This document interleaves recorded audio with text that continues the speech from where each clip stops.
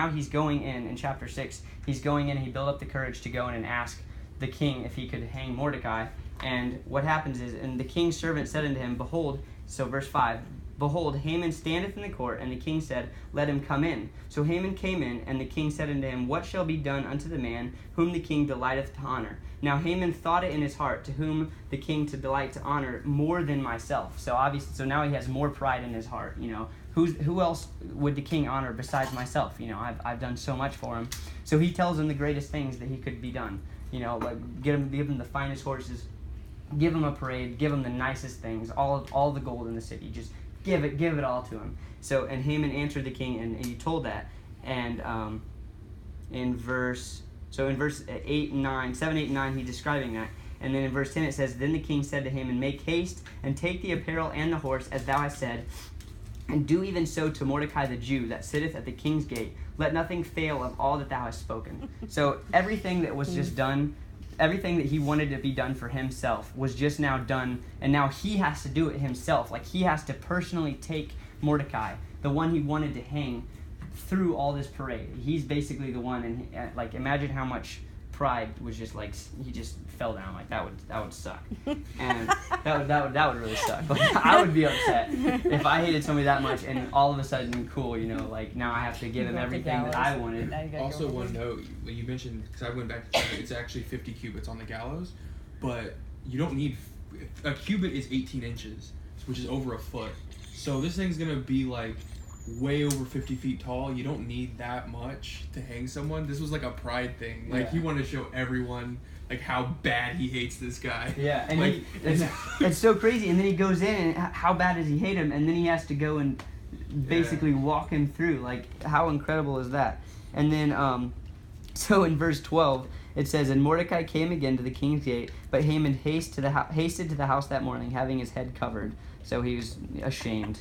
And in verse 13, and Haman told Zeresh his wife and all of his friends everything that had befallen him. Then said his wise men and Zeresh his wife unto him, if Mordecai be of the seed of the Jews, before whom thou hast begun to fall, thou shalt not prevail against him, but thou shalt surely fall before him. So they knew, I mean, just assuming, I don't actually know if this is true, but they knew the lineage, and they knew what happened back in with their people and the Agagites and the Amalekites, how they're always being destroyed by God's people, and they're always being put down. And Zeresh's wife figured that out and was like, well, you know, if this guy's a Jew, then you're done for, man. Like, there's nothing you're going to be able to do. But that didn't stop Haman at all. And in verse 14 it says, while they came yet talking to him, came the king. So while his wife was explaining that, the chamberlains came and brought him to the banquet for what Esther had prepared. So now this is the second banquet. Now this is when the magic is supposed to happen, you know.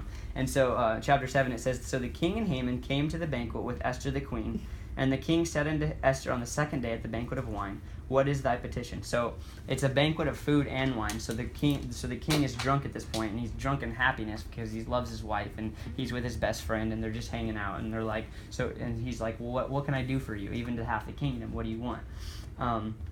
And verse 2 is that, even to the half of the kingdom. It says, and in verse 3 it says, then Esther the queen answered and said, if I have found favor in thy sight, O king, and if it please the king, let my life be given me out of my petition, and my people at my request. For we are sold, I and my people, to be destroyed, to be slain, to perish. And if we had been sold for bondwomen and men, I had held my tongue, although the enemy could not countervail the king's damage. Then a king Ahasuerus answered and said unto Esther the queen, who is he, and where is he, that thou dost presume in his heart to do so? And Esther said, the adversary and enemy is this wicked Haman.